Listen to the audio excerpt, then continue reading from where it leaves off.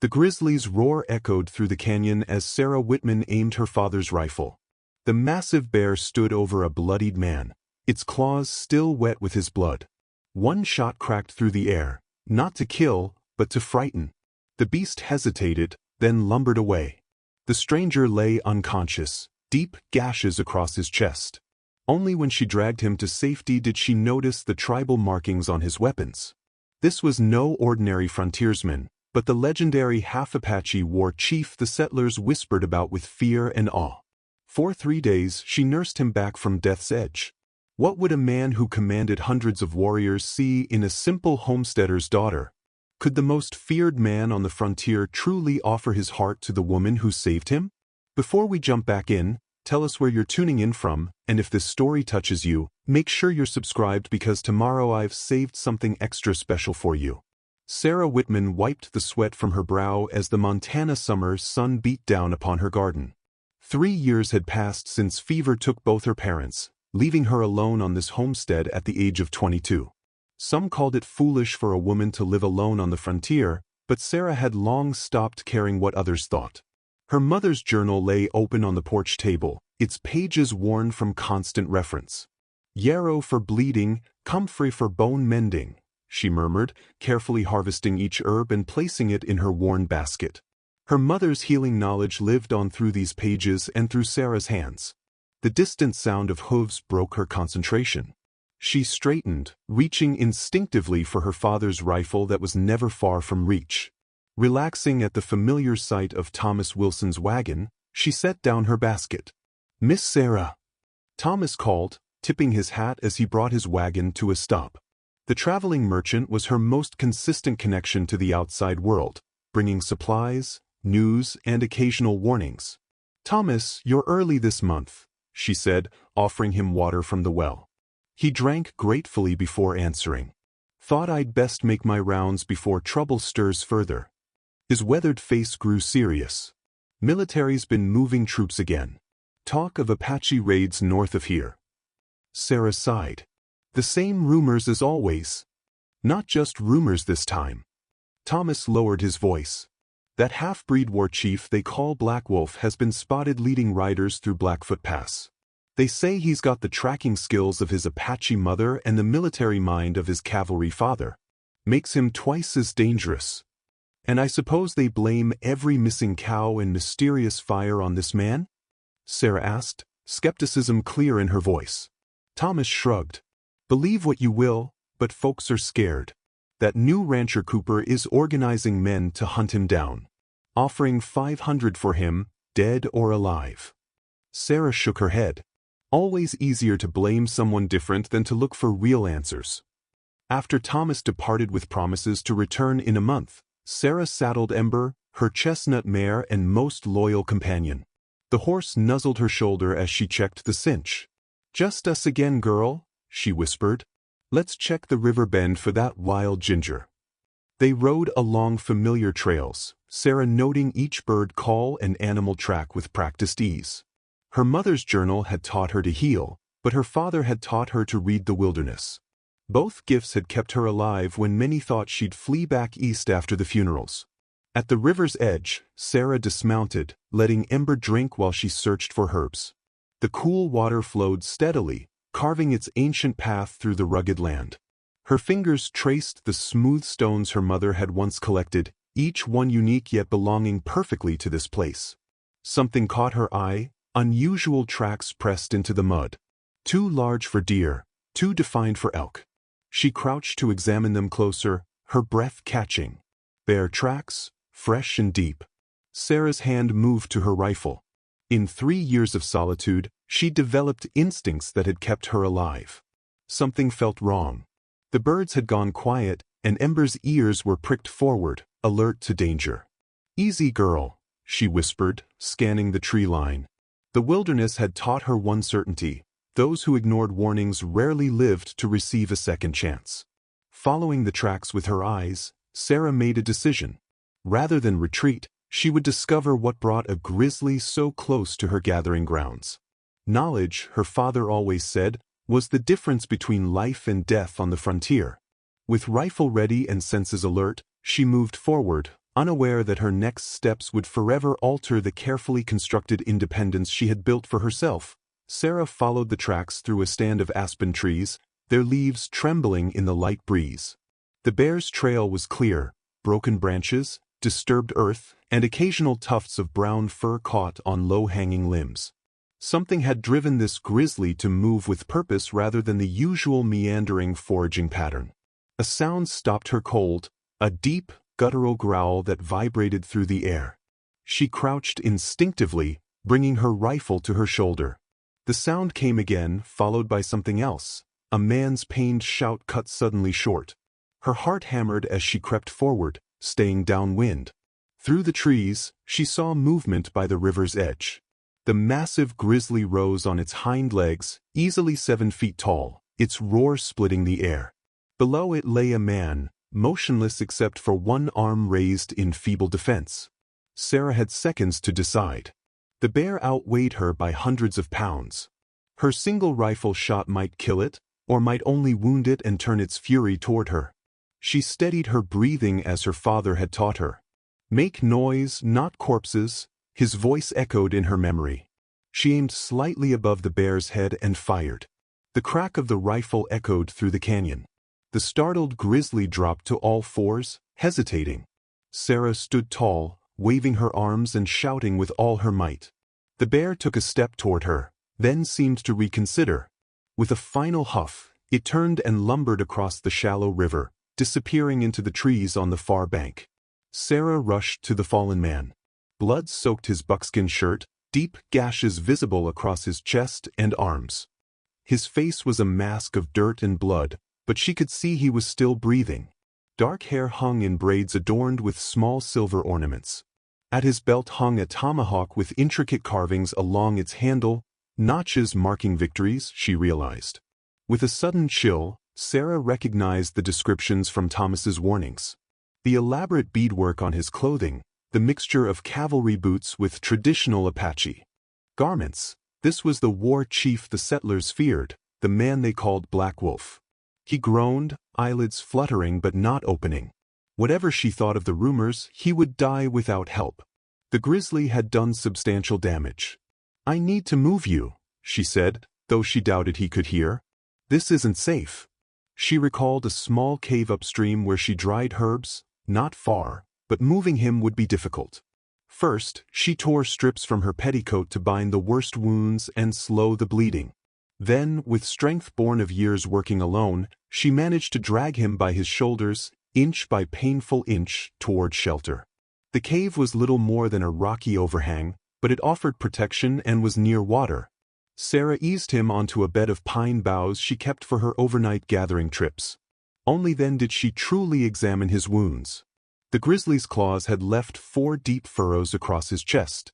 Another wound on his thigh looked older. A bullet graze partially healed. His breathing was ragged but steady. As she worked to clean the wounds with water from the river, his hand suddenly gripped her wrist with surprising strength. His eyes opened, dark, intense, and alert despite his injuries. He spoke a few sharp words in Apache, his gaze fierce despite his weakened state. "I'm trying to help you," Sarah said steadily, not pulling away despite her racing heart. He studied her face for a long moment before his grip loosened and consciousness fled again. Sarah released her held breath and reached for her medicine pouch. Whoever he was, whatever he had done, she had been raised to heal. And so she would, even if it meant aiding the most feared man on the frontier. Night fell quickly in the canyon, the temperature dropping as darkness claimed the land. Sarah worked by firelight, her hands steady despite the gravity of her situation. She had opened her small medicine pouch, carefully selecting the herbs her mother had taught her to use for grave injuries. "Yarrow to stop bleeding," she murmured, grinding the dried leaves between smooth river stones. "Plantain to draw out infection." The war chief lay still except for the shallow rise and fall of his chest. Occasionally, his features would contort in pain or his lips would move in soundless words. Fever had taken hold, his skin burning beneath her touch as she applied poultices to the deepest wounds. "You chose a poor day to meet a grizzly," she told him, needing to hear a voice in the darkness, even if it was her own. "Though I suppose neither of you made an appointment." As she worked, memories of her mother flooded back. Anna Whitman had been known throughout the territory for her healing skills, taught by an elderly Crow woman who had lived with them for a season. Sarah had been only 12 then, watching wide-eyed as her mother learned which plants could save lives and which could end them. "The land provides everything we need," her mother had said. "We just need to learn its language." Thunder rumbled in the distance. Sarah glanced outside the cave entrance to see lightning flash across dark clouds. The coming storm would make returning to her cabin impossible tonight. She was committed now, for better or worse. The chief stirred, muttering words in Apache. His head thrashed from side to side, caught in fever dreams. Suddenly he switched to English, his voice hoarse but clear. "Behind the rocks, they're waiting ambush?"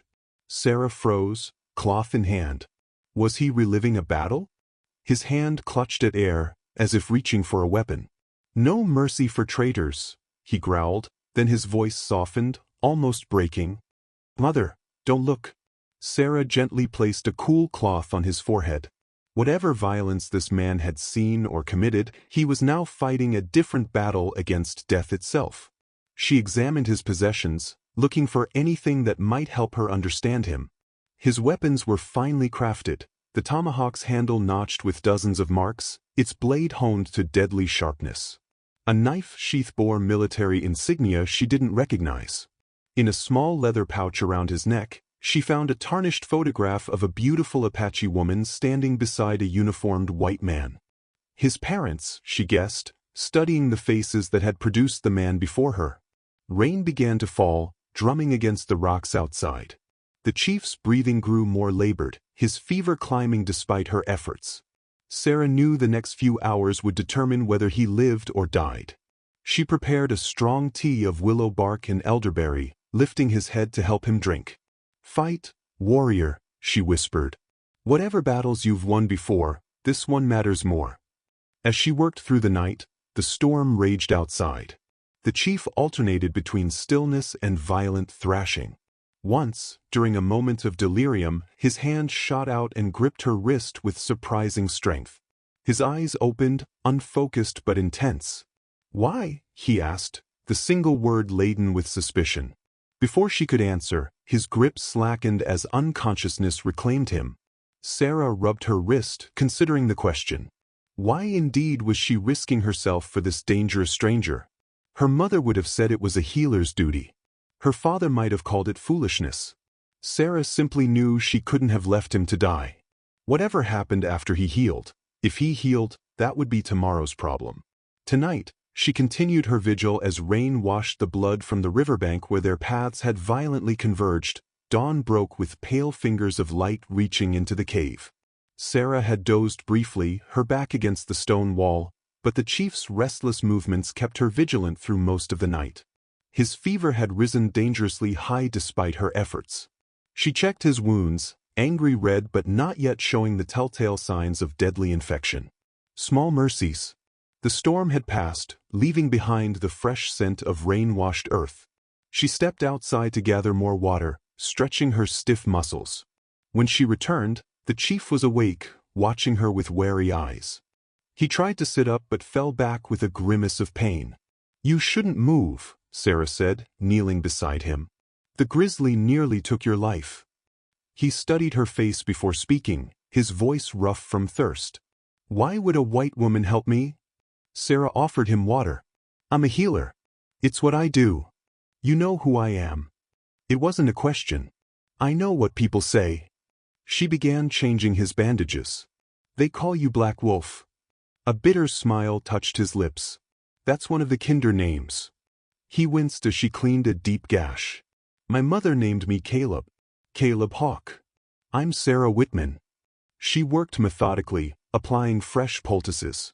"Your fever's still dangerous. You need to rest." He touched a silver medallion hanging alongside the leather pouch at his neck. "I've survived worse. Not without help, I'd wager." Sarah nodded toward his wounds. "These need time to heal." Caleb's eyes drifted closed, exhaustion claiming him again. Sarah used the opportunity to examine a peculiar scar on his shoulder, a military brand. So the rumors were true, He had once served the U.S. Army, likely as a scout. Through the morning, his fever worsened. Sarah prepared a stronger medicine, a mixture her mother had called the last resort, reserved for the most desperate cases. The bitter herbs would either break his fever or push his weakened body beyond recovery. As she coaxed the medicine between his lips, Caleb began speaking, alternating between English and Apache. He spoke of battles, of betrayals, of a massacre that had claimed many of his mother's people. Sarah listened, bearing witness to horrors she could scarcely imagine. "They called us savages," he murmured, "while they burned our children." Later, as the sun reached its peak, Sarah knew she needed supplies from her cabin. The chief had fallen into a fitful sleep, his breathing labored but steady. She hesitated to leave him, but without more herbs and clean bandages, infection would claim him regardless. "I'll return before sunset," she whispered, though he couldn't hear. Sarah moved cautiously through the forest, alert for signs of the grizzly. Instead, she found something more concerning: horse tracks. Multiple riders had passed nearby since the rain, the mud preserving their direction. They were heading toward her cabin. She approached her home from the cover of trees, watching for movement. Finding it apparently empty, she slipped inside, gathering supplies with swift efficiency. A sound outside froze her in place, voices approaching, then passing by. Through the window, she glimpsed 4 riders, rifles across their saddles. One she recognized as James Cooper, the rancher Thomas had mentioned. "Tracks by the river." "Bear tracks, but human too," a voice carried to her. "If it's that Apache devil, he can't have gone far." Sarah waited until they disappeared from sight before hurrying back toward the cave, her heart pounding. The men were hunting Caleb, and their path would eventually lead them to her hiding place. When she returned, she found Caleb sitting upright, sweat-soaked but clear-eyed. His fever had broken. He looked up as she entered, something unreadable crossing his features. "You came back," he said, surprise evident in his voice. "I said I would." Sarah set down her supplies. "But we may have trouble. There are men searching for you." His hand moved instinctively to where his weapons would have been. "How many?" "For that I saw. One is Cooper, a rancher with new land north of here." She began unpacking fresh bandages. "They found tracks by the river." Caleb's expression hardened. "You should have left me. Now you're in danger too." Sarah met his gaze steadily. "I don't abandon patients halfway healed, Mr. Hawk. Not even inconvenient ones." By midday, Caleb had regained enough strength to sit comfortably against the cave wall. Sarah noticed how he positioned himself with a clear view of the entrance, the habit of a man accustomed to watching for threats. His eyes tracked her movements as she prepared a simple meal of dried meat and berries. "You live alone," he said, a statement rather than a question. Sarah nodded, pulling her father's pocket watch from her dress pocket to check the time. 3 years now. My parents died of fever. Most women would have returned east. Or married. Most women aren't me." She handed him a portion of food. "And most men want wives who agree with them." A ghost of a smile touched his lips. "I've noticed that tendency." They ate in silence for a moment before Sarah's curiosity got the better of her. "The stories about you, the raids on settlements, the ambushes, are they true?" Caleb studied her, weighing his response. "Some. Not all. I've killed men, but never women or children. Never the innocent." His fingers absently traced the edge of his bandage. "I lead riders who protect what remains of Apache lands. The army calls it raiding. We call it defending." "And Cooper? Why does he hunt you specifically?" "Cooper claims I killed his brother." Caleb's expression hardened. "His brother died trying to drive Apache families from their winter camp. I wasn't even there, but a half-breed makes a convenient villain." Sarah thought of her father's teachings about truth lying somewhere between opposing stories. "The territory's changing.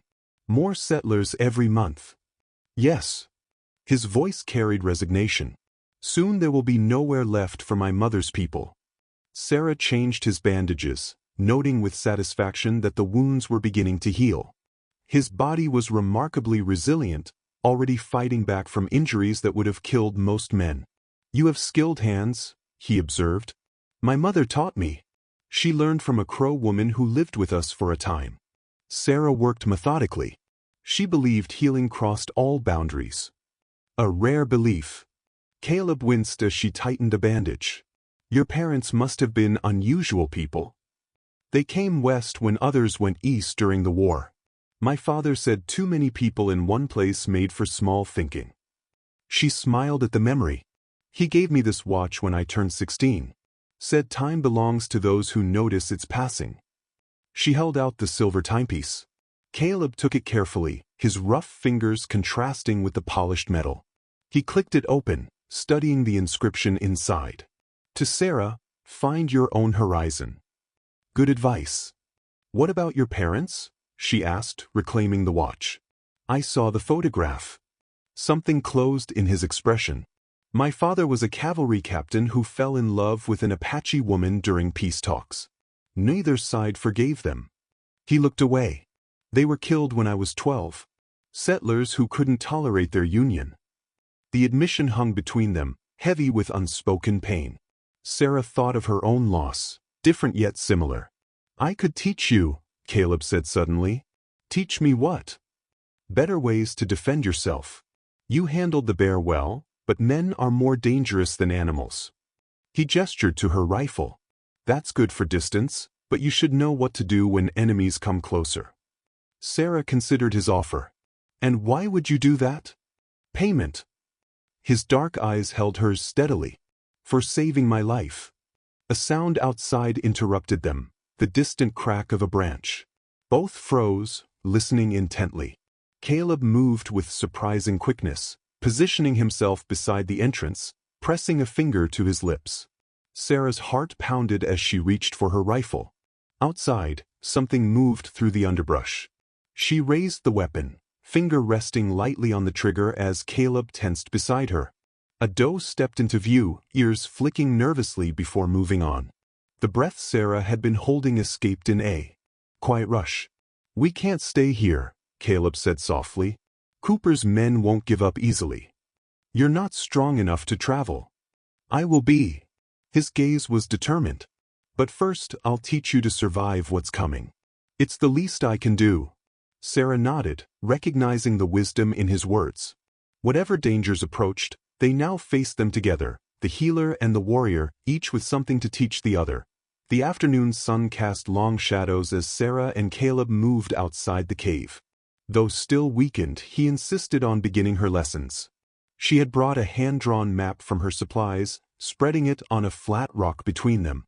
"Show me the paths least traveled," he said, studying the detailed rendering of the surrounding terrain. Sarah pointed to narrow passages marked with subtle lines. "This ravine runs north for 3 miles before joining the main trail. Here, this creek bed stays dry most of the year but offers cover." Caleb nodded appreciatively. "You know this land well." "It's home." She traced a finger along a ridge line. "My father and I mapped every mile together." After examining the map, Caleb rose carefully, suppressing a wince. "First lesson, your rifle is valuable, but when it's empty, you need other defenses." He demonstrated how to stand, feet positioned for balance and quick movement. Despite his injuries, his movements held a fluid grace that spoke of years of training. "Balance is life," he explained. "Never let an attacker take that from you." Sarah mirrored his stance, absorbing his instructions with the same focus she once applied to her mother's healing lessons. He showed her how to use leverage rather than strength, how to turn an opponent's force against them. "You're smaller than most men who would threaten you," he said, "but smarter and likely faster. Use that." He guided her through basic defensive movements, his hands occasionally adjusting her position with unexpected gentleness from a man whose body bore so many battle scars. "My people believe all life moves in circles," he said as they practiced. "The same force that allows a river to wear away mountains can defend the weakest creature against the strongest." Sarah absorbed his teachings, recognizing wisdom that transcended cultural boundaries. "My mother said something similar about healing, that the smallest plant can overcome the most powerful illness." As they worked, Sarah noticed how Caleb's expression softened when speaking of Apache traditions, yet hardened when touching his cavalry-issued knife. A man divided between worlds, belonging fully to neither. The Apache ways teach respect for enemies, he explained during a rest. The white man's ways taught me strategy. Together, they've kept me alive. And made you feared, Sarah added. A shadow crossed his face. Fear is a weapon, sometimes the only one available to my people now. Their lesson was interrupted by distant voices echoing through the canyon. Both froze, listening intently. Caleb moved to the cave entrance, motioning for Sarah to stay low. Riders, he whispered. At least 3. Sarah felt her heart quicken. Cooper's men. Caleb nodded grimly. Tracking in a circular pattern. They'll find this place by nightfall. They retreated inside, gathering essentials with practiced efficiency. Sarah watched Caleb check his weapons, noting how the warrior emerged more fully in moments of danger. We should separate, he said, securing his knife. They're hunting me, not you. And when they ask why I haven't reported seeing you, what then? Sarah challenged. Cooper already suspects anyone who doesn't join his hunt. Before Caleb could respond, the voices grew louder. They pressed themselves against the cave wall as 2 riders passed below, close enough that they could hear snippets of conversation. Tracks lead this way for sure. $500 would buy a nice spread back east. After the riders passed, Sarah released her held breath. They're not just following orders. They want the bounty. Greed makes men predictable, Caleb replied, his voice low. But dangerous. As daylight began to fade, they made a difficult decision. Moving at night carried risks, but staying meant certain discovery. Sarah insisted on helping Caleb, despite his protests that she should return to her cabin and deny any knowledge of him. I've been judging my own path since my parents died, she said firmly. I won't abandon someone I chose to save. Caleb studied her face in the dimming light. Your world would be simpler without me in it. Simple isn't always right. She packed the last of her medicine supplies. My father said comfort and conscience rarely walk the same trail. Something shifted in Caleb's expression, respect mingled with something deeper, something neither of them was prepared to name. We leave at full dark, he said finally. I know a place they won't follow, sacred ground to my mother's people. As they waited for nightfall, Sarah realized how quickly her orderly life had transformed. Yesterday, she had been a solitary healer. Today, she was allied with the territory's most wanted man, about to flee the only home she had known since childhood. Night enveloped the canyon in protective darkness. Sarah and Caleb had moved deeper into the cave system, finding a secluded chamber where a small fire wouldn't be visible from outside. As Sarah changed Caleb's bandages by firelight, she noticed a collection of knives in his belt, each different in design and origin. These aren't all Apache, she observed, gesturing to the varied weapons. Caleb removed them carefully, laying each on a flat stone, collected through years of traveling between worlds. His fingers brushed over an ornate blade. This one was my father's, cavalry issued. This, he indicated a bone-handled knife, from my mother's brother when I completed my warrior trials. Sarah's hands worked steadily at tending his wounds, which were healing with remarkable speed. Tell me about growing up between 2 worlds. Caleb was silent for so long she thought he might not answer. Finally he spoke, his voice low and measured. My father loved my mother enough to risk everything. The army discharged him for marrying her. Her tribe accepted her choice, but always viewed him with suspicion. His gaze fixed on the dancing flames. We lived on the edge of both worlds, 2 white for the Apache, 2 Apache for the whites. That couldn't have been easy for a child, Sarah said softly. It taught me to observe, to understand both sides while belonging to neither. A bitter smile touched his lips. A useful skill for a scout, later a war chief. And your parents? You said they were killed. Pain flashed across his features. Settlers raided our home when I was 12. Said my father was a traitor to his race for loving my mother. His hand clenched around the cavalry knife. I was hunting, returned, to find them dead. The simple words carried years of anguish. Sarah felt an impulse to offer comfort but recognized the barrier of pride that surrounded his grief. "I understand loss," she said instead. "When fever took my parents, neighbors expected me to sell the homestead. One man, Henry Davis, had been seeking my hand for months. Thought I'd marry him out of desperation." Caleb's attention shifted from his memories to her story. "But you didn't." He wanted a wife who would smile and agree and bear children without opinions of their own. Sarah's voice hardened.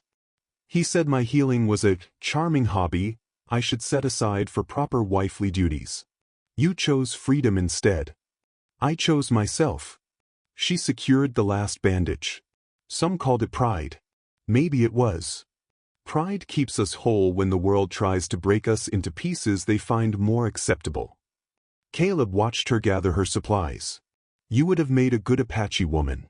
They value strength and wisdom in their women." Sarah smiled at the unexpected compliment. "And you would have made a poor settler. They value conformity above all else." Their shared laughter, brief though it was, seemed to bridge something between them, an acknowledgement of kindred spirits despite their different paths. As she checked his wounds one final time, her fingers lingered on a scar near his collarbone. "This one's older." "My wife," he said quietly. "She marked me before our marriage ceremony. It was our custom." The revelation of a wife hung in the air between them. Sarah withdrew her hand, suddenly conscious of their proximity. "She died," he continued, answering her unasked question. "In childbirth, 5 winters ago. The baby too." "I'm sorry," Sarah said, the words inadequate for such loss. "After I closed my heart, focused only on protecting what remained of our lands." His dark eyes met hers, until a stubborn healer fired a rifle at a grizzly bear. The intensity of his gaze made Sarah look away, busying herself with her medicine pouch. "We should rest. Tomorrow will be difficult." Caleb nodded, respecting her retreat. "I'll take first watch." As Sarah settled onto her bedroll, she found herself wondering about the woman who had claimed this warrior's heart before tragedy struck. She had treated physical wounds all her life, but the scars carried within often proved far more difficult to heal. In the flickering firelight, she watched Caleb sitting vigilant at the cave entrance, a solitary figure carrying the weight of 2 worlds on his shoulders. For the first time in years, Sarah felt the walls of her carefully constructed independence beginning to shift, making space for something she had never anticipated. Sarah awoke to find Caleb's place by the cave entrance empty. Alarmed, she rose quickly, grabbing her rifle before stepping cautiously outside. The eastern sky was just beginning to lighten, the stars fading into dawn's approach. She found him standing on a rocky outcrop above the cave, facing the rising sun. He wore only his buckskin trousers, his bandaged torso exposed to the cool morning air. Around his neck, a beaded necklace caught the first rays of sunlight. His lips moved in silent words, a prayer or meditation she couldn't tell. Not wanting to interrupt, Sarah waited. Caleb completed whatever ritual he was performing before acknowledging her presence with a slight nod. "Morning comes whether we're ready or not," he said, his voice carrying in the still air. "You shouldn't be climbing with those wounds," Sarah chided gently. A hint of amusement crossed his features. "The Apache believe healing comes faster in the sun's first light." He gestured toward the horizon. "My mother taught me to greet each day with gratitude, even difficult ones." "My mother had a similar belief," Sarah said, joining him carefully on the outcrop. She would step outside each morning and name 3 gifts from the previous day. Caleb regarded her with curiosity. "What 3 would you name today?"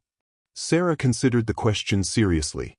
"Clean water, medicinal herbs, and," she hesitated, "unexpected allies." His expression softened. "Good choices." He touched the beaded necklace at his throat. "This was my mother's. She said it carried the wisdom of her ancestors. I wear it to remember where half my blood comes from." They stood in comfortable silence as the sun crested the horizon, casting long shadows across the canyon. Despite the danger pursuing them, this moment held a strange peace. "We should leave soon," Caleb said finally. Cooper's men will return with daylight. Sarah nodded, but before turning away she asked, "Will you teach me some words in Apache? If we're traveling to your people's sacred ground, I should know at least a greeting." Surprise registered on his face, quickly replaced by appreciation. He taught her a simple phrase of respect, patiently correcting her pronunciation until she had it right. "What does it mean exactly?" she asked. "I come with open hands and heart," he translated. "It's what visitors say to show peaceful intentions." They returned to the cave to gather their few belongings. Caleb moved with increased strength, his body recovering with remarkable speed. Sarah watched him test his range of motion, noting how he favored his right side where the deepest claw marks were still healing. "Where exactly are we going?" she asked, packing her medicine pouch. "There's a hidden valley 3 ridges east," he explained. "The old ones called it the Place of Echoes. Few white men know of it. And it's safe. Sacred ground. My people avoid it except for ceremonies." He secured his weapons. Cooper's men are superstitious enough to stay away once they recognize the markers. Sarah hesitated before asking her next question. "And after? What happens when you're healed?" Caleb paused in his preparations. "I return to my people. They've moved north, away from expanding settlements." Something unreadable crossed his features. "And you return to your homestead." The simple statement of their separate paths hung between them, suddenly weighted with unspoken complications. "My home is all I have," Sarah said, more to herself than to him. "Home is more than land," Caleb replied quietly. "My father left everything familiar to be with my mother." Said home became wherever she was. Their eyes met briefly before both looked away, unwilling to acknowledge the implication of his words. Outside, a bird called a warning. Instantly alert, Caleb moved to the cave entrance, signaling for silence. In the distance, they heard the whinny of horses. "They're earlier than I expected," he whispered. "We need to move now." Sarah quickly gathered the last of their supplies while Caleb scattered the ashes of their small fire. As they prepared to slip away, Sarah took a final glance at the cave that had sheltered them through 2 nights of healing and revelation. "Ready?" Caleb asked, offering his hand to help her navigate the steep descent behind the cave. Sarah took it, noting how naturally their fingers interlaced. "Ready." They moved into the forest as the new day fully arrived, bringing with it both danger and possibility. The 3rd day of their unexpected alliance had begun, neither of them anticipating how it would end. They moved through the forest with practiced stealth, Caleb leading the way despite his injuries. He navigated by subtle landmarks invisible to untrained eyes, a bent sapling, rocks arranged in particular patterns, the angle of morning light through branches. Sarah followed closely, impressed by his ability to move almost silently across ground that would crunch and snap beneath her own boots despite her caution. "Step where I step," he whispered, guiding her around a patch of dry leaves. An hour into their journey, Caleb suddenly raised his hand, freezing in place.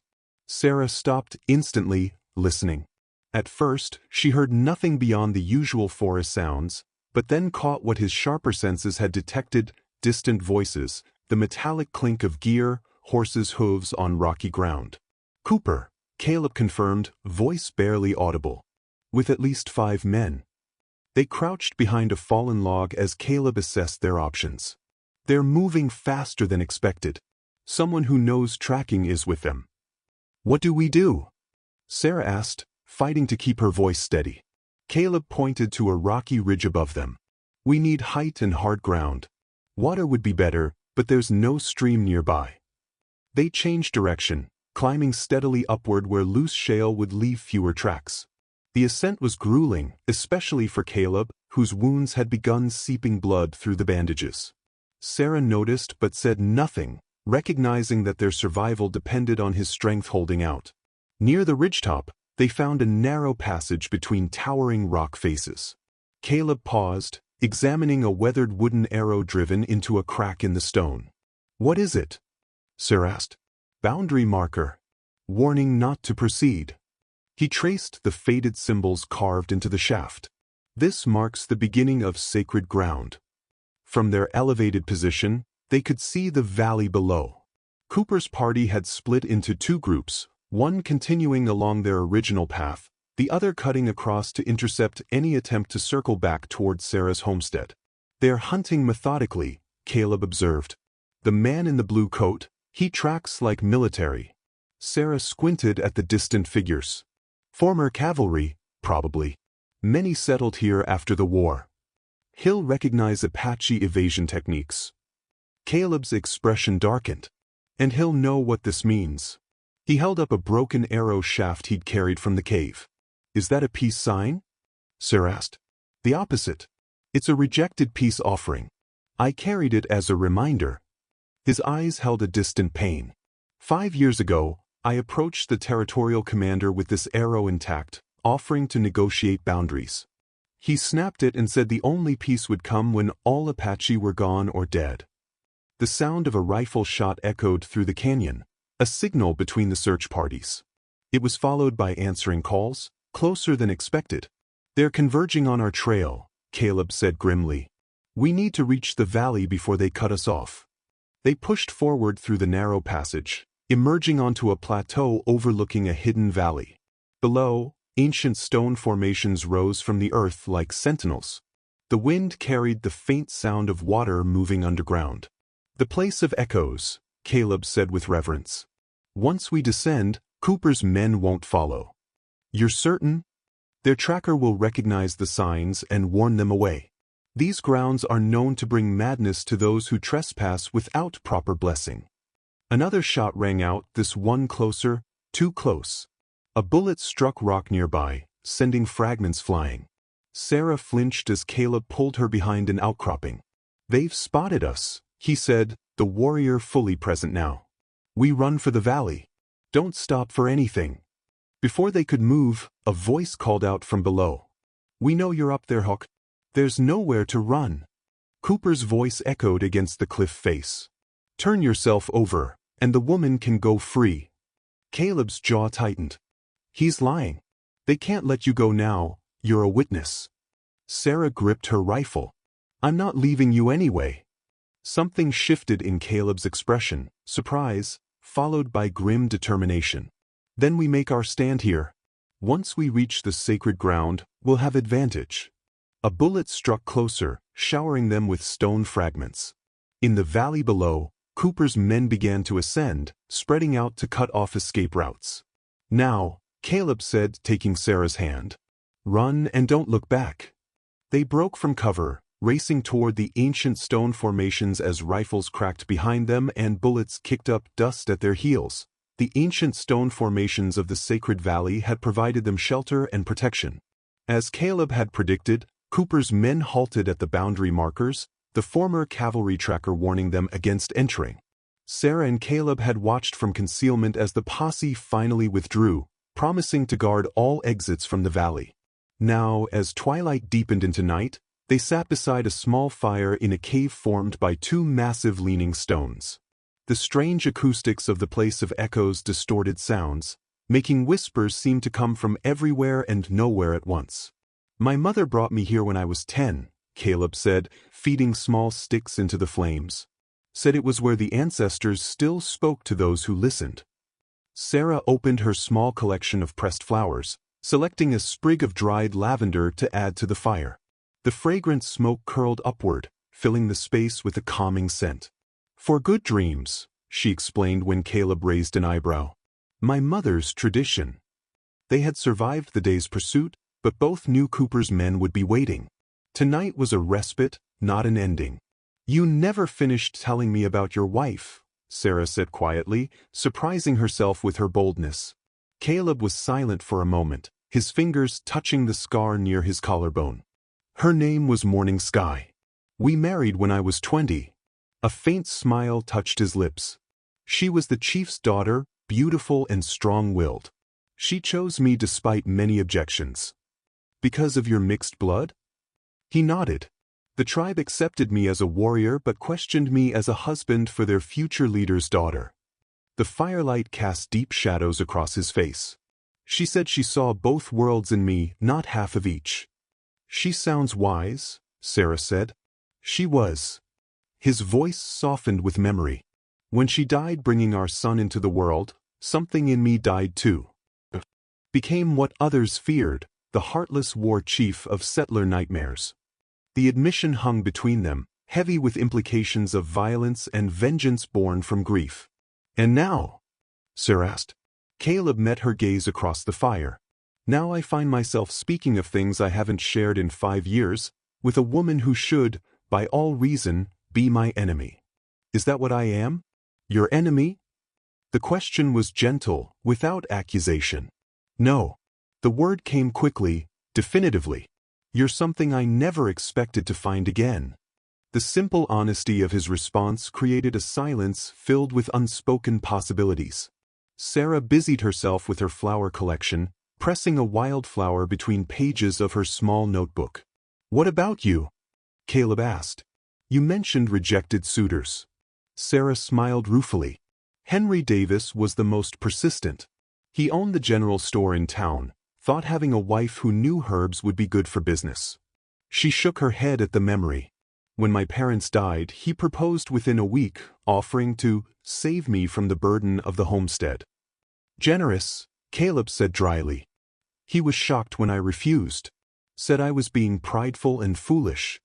She met Caleb's gaze. Maybe I was. But I couldn't marry a man who saw my healing as a business advantage and my independence as a flaw to correct. Your parents raised a woman who knows her own mind. They did. She hesitated before continuing. My father's last words to me were to find my own horizon, not someone else's. Caleb nodded in understanding. Among my mother's people, the highest honor is to live true to your spirit's purpose. Sounds like you've done that. Have you? She asked. Found your purpose? He stared into the fire. I thought so. Protecting what remains of Apache lands, leading those who still fight. His voice lowered. But purpose born from vengeance burns hollow eventually. The fire crackled between them as night deepened around the valley. In the distance, an owl called, once, twice, then silence. Teach me more of your language, Sarah requested suddenly. Surprised but pleased, Caleb taught her words for fire, stars, healing. She repeated each carefully, her pronunciation improving with practice. When she asked the word for heart, he hesitated before speaking it softly. And love, she asked, her voice barely above a whisper. He told her, the Apache word flowing like water between stones. Neither acknowledged how the conversation had shifted into territory as sacred and uncharted as the valley sheltering them. As the fire burned low, their silence became comfortable again, filled with thoughts neither was ready to voice. Tomorrow would bring renewed danger, but tonight had given them something unexpected, a fragile bridge between their separate worlds. Sleep eluded them both. After an hour of restless turning, Sarah rose from her blanket and stepped outside the stone shelter. The night sky sprawled above in breathtaking clarity, stars scattered like diamond dust across velvet darkness.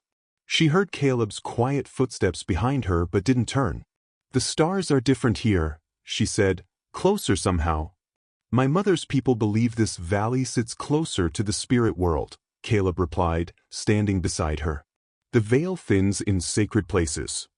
Sarah pulled a folded piece of paper from her pocket, a hand-drawn star chart she'd been working on for years. My father taught me the constellations. Said knowing the stars meant never being truly lost. Caleb studied her chart with interest. These are good. Different from how my people map the sky, but the stars themselves don't change. Just our way of seeing them, Sarah finished the thought. They walked to a flat rock outcropping and sat side by side, gazing upward. The night air carried a chill, but neither moved to return to the shelter. What will you do? Sarah asked finally, when this is over. If we clear your name? Caleb was silent for a long moment.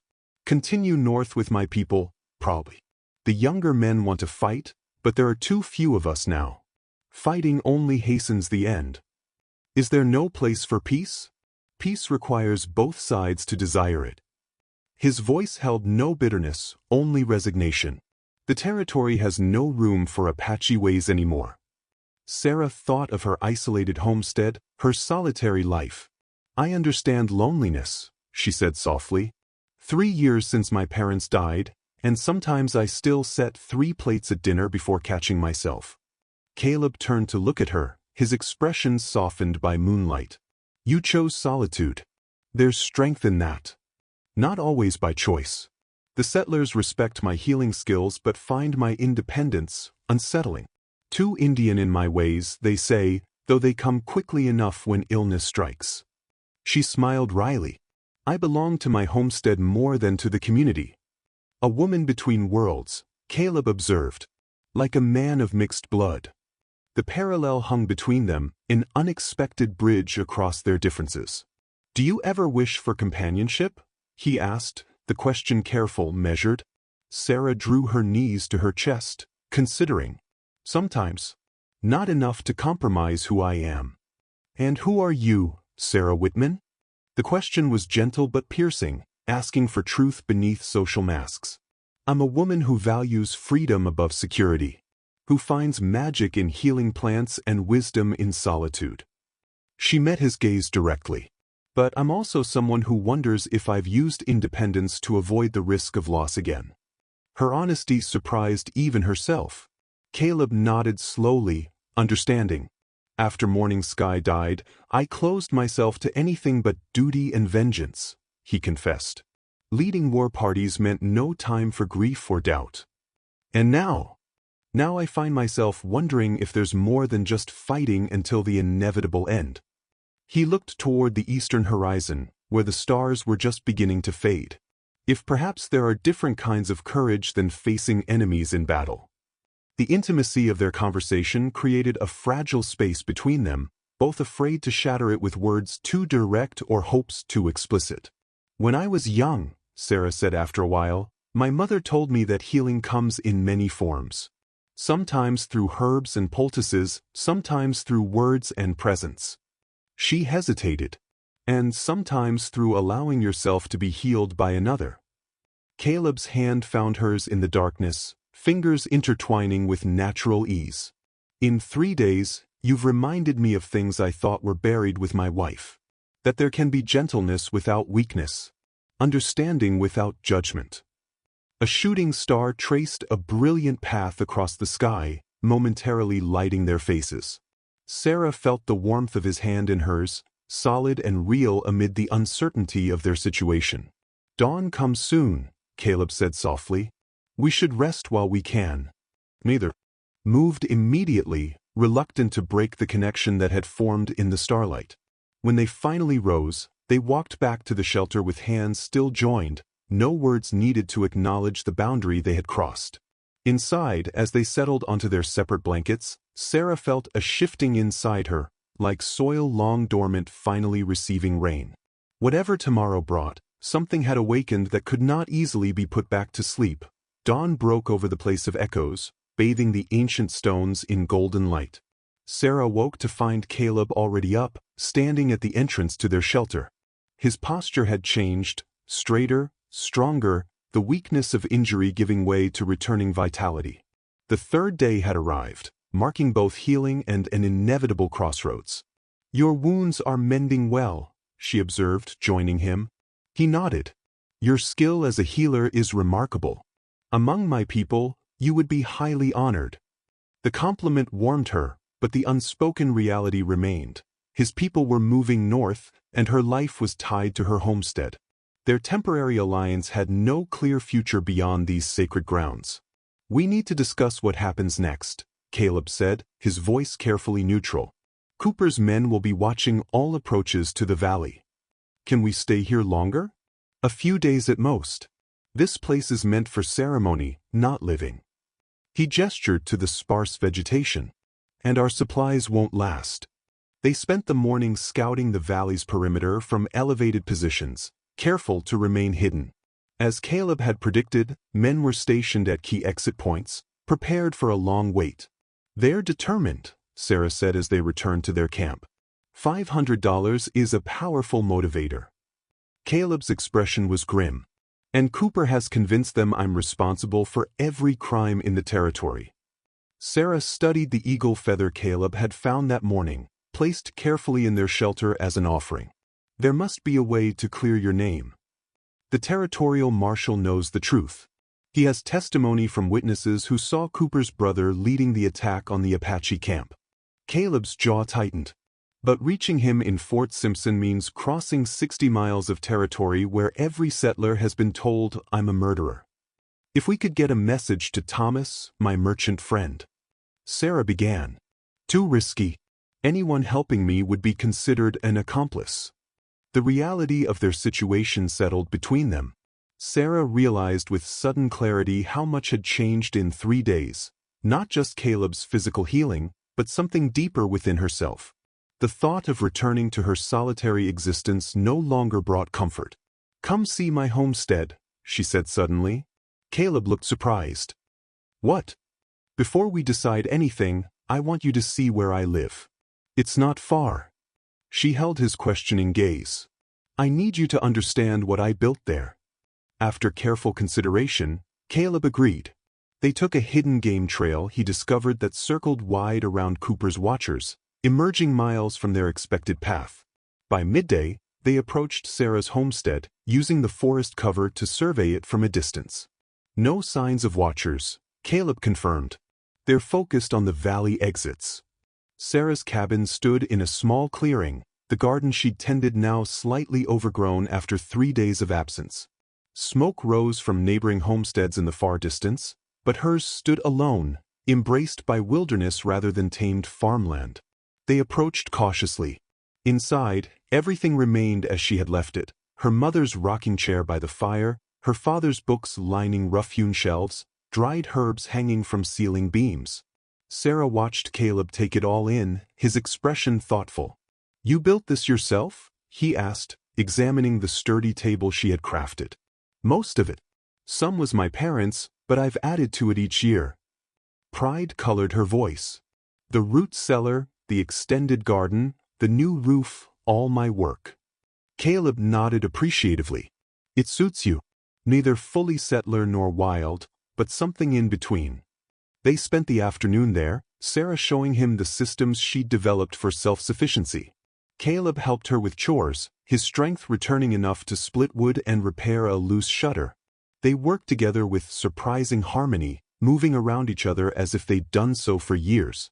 As sunset approached, Caleb stood on her porch, watching the light fade over the distant mountains. His hand rested on the railing she had built, his expression unreadable. "What are you thinking?" Sarah asked, joining him. "That you've created something remarkable here." He turned to face her. "And that paths I thought were fixed might not be." His hand moved to his chest, resting over his heart. Something had shifted in his demeanor, a decision reached after long internal struggle. "Sarah," he said, her name different somehow in his voice, "there's something I need to tell you before the day ends." The intensity in his eyes told her this wasn't about escape plans or Cooper's men. This was about the unspoken current that had been building between them since that first day by the river, when a rifle shot had frightened away a grizzly and altered both their lives irrevocably. The last light of day cast long shadows across Sarah's porch as she waited for Caleb to continue. Something in his expression made her heart quicken, a vulnerability she hadn't seen before in the stoic war chief. "Let's eat first," she suggested, giving him time. "I should check what's still good after 3 days away." Inside, they prepared a simple meal together. Sarah found dried venison and preserved vegetables that had weathered her absence. Caleb built a small fire in the hearth, his movements now almost free of the stiffness his injuries had caused. As they worked, Sarah noticed how he kept touching the smooth river stone he'd found earlier, heart-shaped by nature's patient hand. He'd picked it up at the stream near her property, turning it over repeatedly before pocketing it without comment. They ate by firelight, the cabin warm and secure around them. After finishing his food, Caleb performed a brief Apache blessing, his hands moving in graceful gestures as he spoke words of protection for her home. "A gift," he explained, seeing her curiosity. "For your roof and your kindness." Sarah smiled, then rose to prepare traveling medicine pouches. "For your journey," she said, avoiding his eyes as she worked. "Whenever that may be." The unspoken question hung between them. When would he leave? Where would he go? The reality of their separate worlds pressed in despite the comfort of the cabin. Sarah. Caleb's voice drew her attention back to him. In my 40 years, I've walked between two worlds, belonging fully to neither. She sat across from him, listening. The Apache saw my white blood as weakness. The settlers saw my Apache blood as savagery. His fingers traced the edge of the table. I found peace only with Morning Sky, who saw me complete rather than divided. She sounds like a wise woman, Sarah said softly. She was. He met Sarah's gaze directly. I never expected to find such wisdom again. Sarah felt warmth rise to her cheeks at the implied comparison. Caleb, please, he said gently, let me finish while I have courage. He took the heart-shaped stone from his pocket, placing it on the table between them. Among my mother's people, offerings come with meaning rather than empty words. When a warrior wishes to join his life with another, he offers something that represents his heart. Sarah's breath caught as understanding dawned. In the settler way, Caleb continued, I believe men speak of marriage proposals and offering one's heart. A faint smile touched his lips. Tell me if I misunderstand the custom. You don't, she whispered. Caleb nodded, then continued with careful words. 3 days ago, you saved my life. A debt I cannot repay with mere thanks. His voice deepened with emotion. But it's not gratitude that moves me now, Sarah Whitman. He picked up the stone, holding it in his palm. When Morning Sky died, I locked away my heart. Became the war chief settlers feared, cold, merciless, focused only on protecting what remained of my people's lands. The firelight caught the moisture in his eyes. I never thought to love again. Never wanted to risk that pain. He extended his hand, offering the stone. Yet here I am, offering what I thought was dead within me. Sarah stared at the stone, momentarily speechless. This legendary warrior, feared throughout the territory, was offering his most vulnerable self to her. I have nothing to give but complications, Caleb said when she didn't speak. A man hunted by those who misunderstand him, belonging nowhere fully. His voice roughened. But what I am, what I have become these past days in your care, that I offer freely. Sarah reached out slowly, not taking the stone but covering his hand with hers, feeling the smooth river rock between their palms. Among the Apache, Caleb asked, how would a woman respond if she wished to accept such an offering? And among settlers, she countered softly.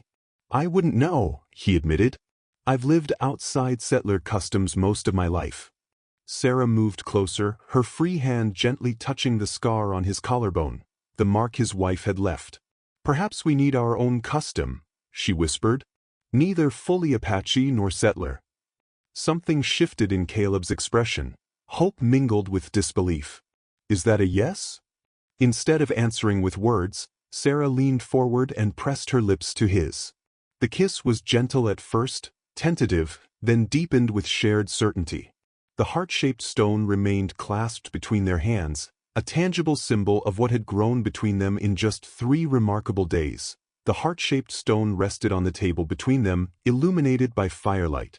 Their first kiss had given way to a moment of stunned silence, both surprised by the intensity of feeling that had developed in such a short time. Reality, however, waited impatiently at the edges of their newfound connection.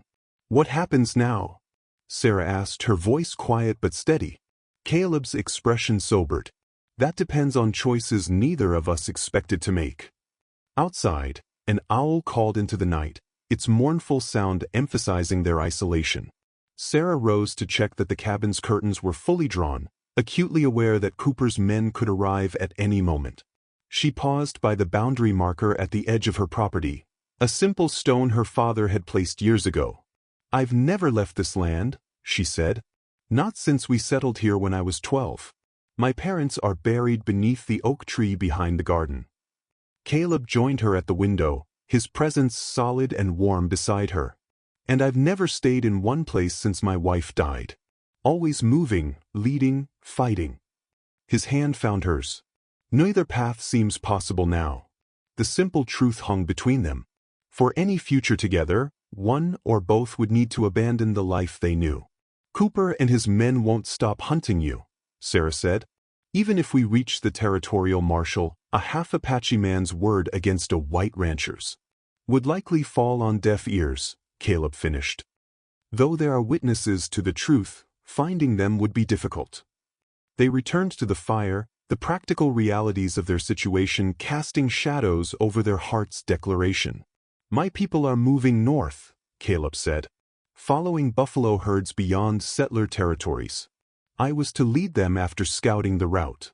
He met her gaze directly. Would you leave your homestead to join a nomadic tribe that may never accept you fully? The question wasn't accusatory but honest, laying bare the enormity of what joining him might mean. And would you abandon your people to stay with me? Sarah countered. Become a settler among those who fear and mistrust you? Live behind walls instead of following the seasons? Neither spoke for a moment, the weight of these questions filling the small cabin. There's danger either way, Caleb finally said. If you came with me, other tribes might see you as an enemy. Settlers would call you a traitor to your race. His voice roughened. And any children would belong nowhere as I have. The mention of children, of a shared future that extended beyond themselves, brought color to Sarah's cheeks. If you stayed, Cooper would never stop hunting you. Every stranger would be a potential threat. Caleb's hand rested on his knife hilt, a habitual gesture when discussing danger. I've survived worse odds. But is survival enough? Sarah's question cut to the heart of the matter. Living in constant fear, always looking over your shoulder, that's not the life I want for either of us. Their eyes met in shared understanding. The choice before them wasn't simply where to live, but how to live, with dignity, purpose, and freedom. There might be another way, Caleb said slowly. The territorial marshal in Fort Simpson, he's one of the few white men who knows the truth about Cooper's brother. If we could reach him safely. Is that possible? Difficult, but not impossible. Caleb's tactical mind began working through possibilities. We'd need to travel at night, avoid settlements, leave false trails. Sarah considered this third option, neither separation nor immediate union, but a dangerous journey toward potential justice. And if we succeed? If your name is cleared? Then we would have choices rather than necessities. His fingers intertwined with hers. We could decide our path based on desire rather than fear. The prospect kindled hope, fragile but real. Before they could discuss further, a sound outside froze them both, horses approaching, multiple riders moving with purpose rather than caution. Caleb was instantly alert, moving to the window with practiced stealth. Cooper, he confirmed grimly. With at least 3 men. Sarah grabbed her rifle, heart pounding. Their time for discussion had run out. Whatever future they might build together, they first had to survive the night. Horses snorted in the yard as boot steps approached the cabin. Sarah and Caleb exchanged a quick glance, silently coordinating their response. Caleb moved to the shadows beside the door, knife drawn, while Sarah positioned herself near the window, rifle ready but not visible. Miss Whitman? Cooper's voice called out. We know you're in there. Need to have a word. Sarah took a steadying breath before responding. It's late, Mr. Cooper. What business brings you here at this hour? Tracking a dangerous fugitive. Apache half-breed named Hawk. Killed a family near Blackfoot Pass. The rancher's voice carried practiced authority. We followed tracks that suggest he might have come this way. Caleb remained perfectly still, his breathing controlled and silent. Sarah kept her voice casual but firm. I've seen no one. Been gathering herbs the past few days. She moved closer to the door but didn't open it. If that's all, I'd appreciate you moving on. A woman alone doesn't welcome late visitors. There was a pause, then muttered conversation among the men outside. Sarah caught fragments, checked the barn, and could be hiding her. Miss Whitman, Cooper's tone hardened, I'd feel better if you'd open this door and let us have a look around. For your own safety, of course. Sarah clutched her rifle tighter. I don't recall appointing you my protector, Mr. Cooper. My father taught me well how to defend myself. Did your father teach you to harbor murderers too? The pretense of politeness was fading from Cooper's voice. Because we found signs someone's been staying in that cave by the river. And tracks leading this direction. Caleb tensed, ready to move if necessary.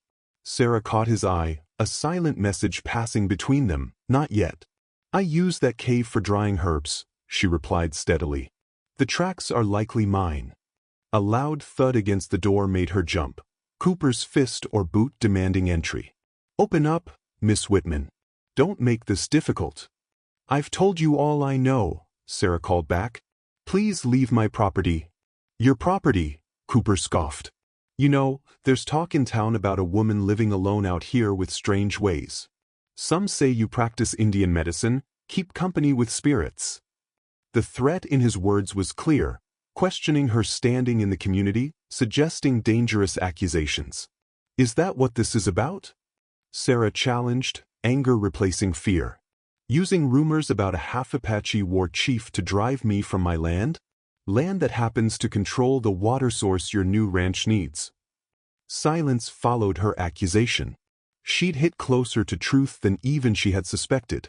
Caleb's eyes widened slightly in understanding. This wasn't just about him. Cooper's voice came again, colder now. "You've got 1 minute to open this door before we break it down. After that, whatever happens isn't my responsibility."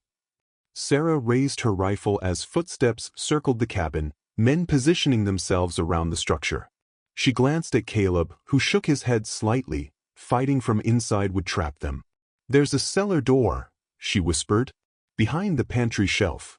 Leads to a tunnel my father built during the border disputes." Caleb nodded, understanding immediately. Sarah raised her voice again, buying time. "I need to dress properly, Mr. Cooper. Give me a moment." They moved silently to the pantry, where Sarah slid aside a shelf revealing a narrow wooden door. As Caleb helped her through, she grabbed a small pouch from the kitchen table, containing the heart-shaped stone and her mother's wedding ring. The tunnel was low and narrow, forcing them to crouch as they moved. Behind them, they heard the crash of the cabin door being broken open, followed by angry shouts as Cooper's men discovered the empty home. They emerged 50 yards from the house, concealed by a stand of junipers. From their position, they watched as lanterns moved through the cabin windows. One of Cooper's men emerged, holding a piece of paper. "Found this, boss?" he called. "Looks like a wanted poster." Cooper examined it under a lantern. Even from a distance, Sarah and Caleb could see it was the false wanted poster that accused Caleb of murdering a settler family, charges the territorial marshal knew were false. "She's helping him for sure," Cooper declared loudly. "Probably headed for the territorial office to plead his case." He turned to his men. "Adams, ride to Fort Simpson. Make sure Marshal Donovan understands this Apache devil has bewitched the Whitman woman. The rest of you, we're tracking them." "He knows we might go to the marshal," Caleb whispered, "and he's moving to block that path." Sarah clutched the medicine pouch containing their tokens. "Then we need to get there first." As Cooper's men mounted up, Sarah and Caleb slipped away into the darkness, their choice now made for them. Whatever future they might have together would first require surviving Cooper's determined hunt and reaching Fort Simpson before his messenger poisoned their only chance for justice. They moved through the night like shadows, Caleb's expert tracking keeping them ahead of Cooper's search party. By midnight, they had reached a sheltered ravine several miles from Sarah's homestead. The small fire they risked was barely visible, just enough to ward off the night's chill. "Cooper's man has at least a 4-hour head start to Fort Simpson," Caleb said, studying the stars to gauge time. "We need to travel through tomorrow without stopping." Sarah nodded, her expression resolute despite exhaustion. She had been forced to leave nearly everything behind: her parents' home, their graves, the life she had built over years of determined independence. All she carried was her medicine pouch, her father's pocket watch, and her mother's wedding ring, rescued in their hasty escape. "I'm sorry," Caleb said, reading her thoughts. "Your home is just a place," she finished firmly. "My parents taught me that home isn't just land or walls." Her hand found his in the darkness. "Though I won't pretend it doesn't hurt to leave it." Caleb's expression softened. "If we reach the marshal, if he believes us over Cooper, even then, we both know I can't return." The reality was unavoidable. "Cooper won't stop. If not for you, then for my land. He's marked me as an Indian sympathizer now." The weight of this truth settled between them. Sarah's choice to help Caleb had severed her connection to the settler community as surely as if she had physically left the territory. "Sarah," Caleb said, his voice gentle but serious, "before we continue this journey, I need to be certain. You can still turn back. Claim I forced you to help me. Your standing might be." "No." The single word carried absolute conviction. "I won't build a life on lies, especially not lies that hurt you." She met his gaze steadily. "My choice was made the moment I fired that shot to save you from the Grizzly. I just didn't know it yet." Something shifted in Caleb's expression, the last guard around his heart falling away. He reached for her medicine pouch, carefully removing the heart-shaped stone and her mother's ring. "Among my mother's people," he said, "when two souls choose to walk the same path, they make their promises under open sky, witnessed by ancestors and earth alike." Sarah understood what he was offering, not just his heart, but a ceremony to bind them before they faced whatever dangers lay ahead. "Tell me what to do," she whispered. They moved away from the ravine to a small clearing where the stars shone unobstructed. Caleb prepared the space, arranging stones in a circle according to Apache tradition. Sarah watched, then added her own element. Small bundles of sage and sweetgrass from her medicine pouch placed at 4 points around the circle. "My mother taught me these bring clarity and blessing," she explained. Caleb nodded appreciatively at the blending of their traditions. When the circle was complete, they stood facing each other within its boundary. "In my language," Caleb began, his voice taking on a formal cadence, "we say that two souls do not meet by chance but by design of forces greater than ourselves." He held out the river stone. "I offer not just my heart but my protection, my wisdom such as it is, and my faithful companionship until death separates us." Sarah received the stone with both hands. "In return, I offer my heart, my healing, my strength in difficult times, and my faithful companionship until death separates us." She held out her mother's ring. "This was passed from my grandmother to my mother, and now to me. It represents the wisdom of the women who came before me." Caleb accepted the ring with reverence, then carefully slid it onto the leather cord of his mother's beaded necklace, securing it beside the silver medallion he always wore. "Two traditions," he said, "becoming one path." Sarah placed the heart-shaped stone on the same cord around her own neck. In the starlight, their shadows merged into a single form as they sealed their commitment with a kiss that carried the weight of promise. No witness but the night sky observed their union, no legal document would record it, yet both felt the binding power of their words. Whatever came next, they would face it not as two separate individuals but as partners whose fates were now intentionally intertwined. As they prepared to continue their journey toward Fort Simpson, Sarah looked back once in the direction of her abandoned homestead. Then, with determination replacing regret, she turned to the path ahead and the man with whom she had chosen to walk it. Pre-dawn light painted the eastern sky in delicate shades of pearl and lavender as Sarah and Caleb prepared for their journey. They had traveled through most of the night, resting only briefly before the final preparations. Fort Simpson lay 3 days' hard ride ahead, if they could find horses and avoid Cooper's men. "There's a trading post run by a Crow man near the North Fork," Caleb said as they studied Sarah's hand-drawn map one last time. "He might help us. He has no love for Cooper or his kind." Sarah nodded, carefully folding the map and tucking it into her bodice for safekeeping. She had written a letter during their brief rest, addressed to Thomas Wilson, the merchant who had been her most consistent connection to the outside world. "Will you leave this where he'll find it?" she asked, handing the sealed note to Caleb. "He should know what happened, that I left by choice." Caleb read the name on the letter and nodded. "The trading post owner can ensure it reaches him." He tucked it carefully into his shirt. "What did you tell him?" "The truth. That Cooper threatened my land and my life. That I found something worth leaving for." Her fingers touched the heart-shaped stone at her neck. "That I don't regret my choice." They gathered the few supplies they'd managed to collect. Water in a canteen, some dried meat, Sarah's medicine pouch. Everything else had been left behind in their hasty escape from the cabin. The tracks they left now would be seen only by those who knew how to read the subtle language of bent grass and displaced stones. 2 sets of footprints walking side by side rather than one following the other. Once we reach the marshal, Sarah said as they prepared to leave their temporary shelter, what then? Caleb considered the question carefully. If he believes us, if he acts against Cooper, my people are still moving north. We could join them. He watched her reaction. Or we could find new ground, unclaimed by either world. A place between, Sarah said thoughtfully. Like us. The sun crested the horizon as they began walking, casting long shadows ahead of them.